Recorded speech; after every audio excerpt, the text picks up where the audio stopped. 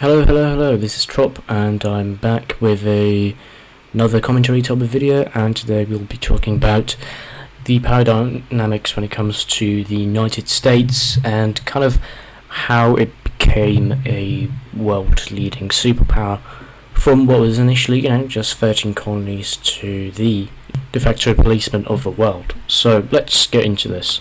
But before we do that, let's have a look at what the position of the United States is at this point nowadays in the year 2024. Although it hasn't been in direct war in a very long time, more or less ever since the Vietnam War, it still sinks billions into funding other wars around the world. So in just the past 5 years under the Biden-Harris administration, there's been a lot of financial support into Ukraine and Israel. Also, as that is going on, they're basically involving themselves with the Chinese as well, which is at this point basically the de facto power in Asia, maybe aside Russia, but let's think Russia of more of a Eurasian power, which mostly facilitates, the geopolitical thingies in Europe, the vast majority of it, because that's where, guess what, the vast majority of the population lives. Anyway, so the tensions between the United States and China have been very unstable because China is basically the trade power of the world at this point, which the United States was as well a few years back. However, now that China is fully industrialized and it is, producing cheap manufactured goods, is now the number one. Supposedly not for too long, because you'll still have countries such as India and Nigeria who are catching up in a way. So we'll see what that entails in the next 30 years.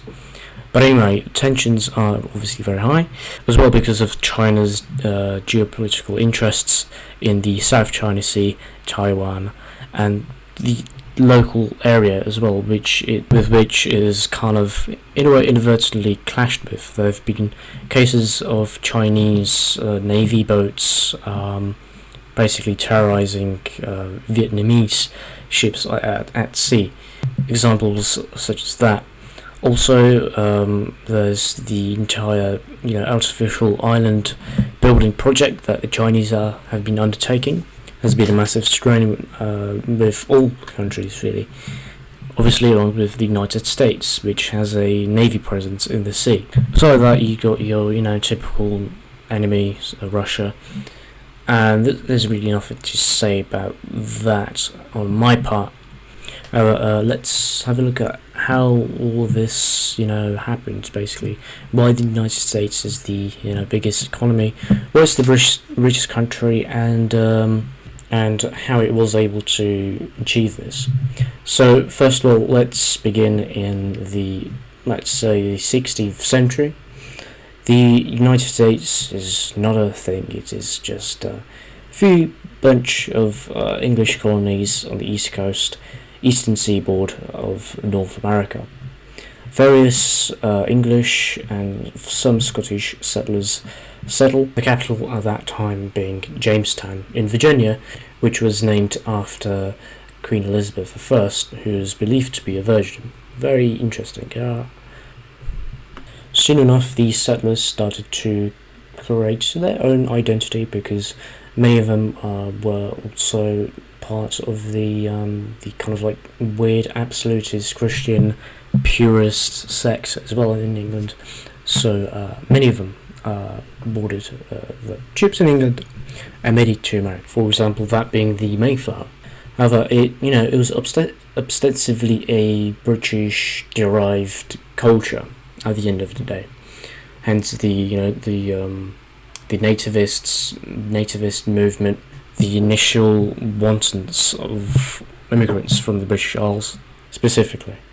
Then, the colonies rebel, and we kind of know what happens after. But let's have a look at the geographic position of, where the United States are. That being extremely isolated, and that has given it many opportunities of, really building itself, manifesting its own destiny, if you will.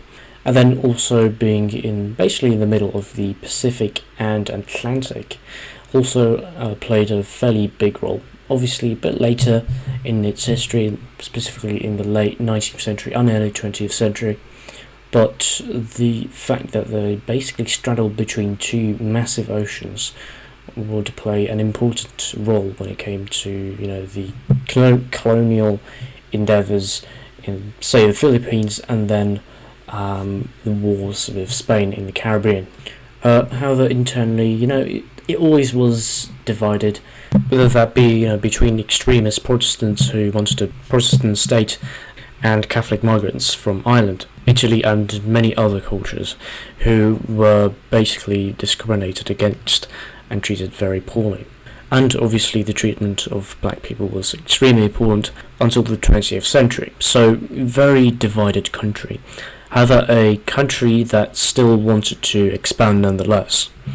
And basically during the Industrial Revolution, it mechanized, it started importing loads of goods and exporting as well.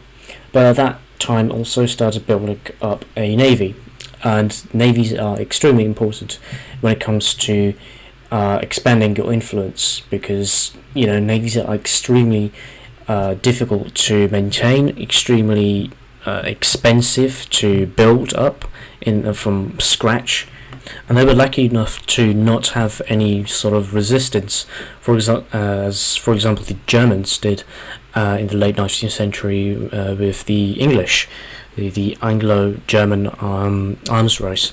So that never really had to deal with that. And again, going back to the Industrial Revolution, you got loads of immigrants flowing in, and that obviously then creates loads of jobs, and that stimulates the economy. But at the end of the day, it was still very isolationist, only really involving itself with a weaker power if it saw a chance in expanding its own influence, or if crazy internal squabblings turned into chaos, aka this civil war. So by the early 20th century, they fought with Spain, got Cuba, Puerto Rico, the Philippines, and other territories, which again expanded their sphere of influence, this time not domestically in the North American continent, but even in Asia. Not that they basically forced Japan to open up in the first place because of the navy before, but anyway. And also, had improved relations with Britain, because at that time it basically became an economic partner as well. So relations were pretty fine, actually. And then the First World War happens. Germany sends Mexico a telegraph, and it escalates into them declaring war. Truly, at this time, involving themselves in world affairs, world conflicts. And although they didn't see as much fighting as, say, the French, British, or Ottomans, Germans, whatever, they still earned a whole lot of respect, actually. Then, the formation of the League of Nations happens, and it's not really good, and it totally fails. But at the end of the day, it was able to facilitate the creation of the countries that made up Austria-Hungary. For example, Masaryk travelled to Washington D.C. and organised the creation of Czechoslovakia with President Wilson, which is pretty interesting. You can already see that influence, the fact that it had migrants who are of Czechoslovak descent. It was able, the Czechoslovak delegation was able to influence general sway in the United States.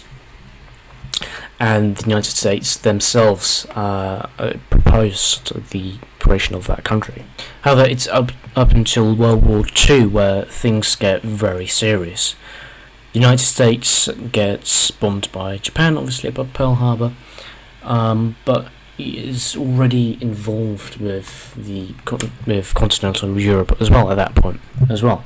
That it was already secretly sending supplies anyway to Britain, but regardless, after the war was still economically not as devastated as the rest of Europe, and so it was able to fund that continent. It was able to fund the reconstruction of the continent, the Marshall Plan, and it also at the famous Bretton Woods conference, facilitated world trade, and to a certain extent safety as well through that trade, and created the United Nations, which was headquartered in the United States.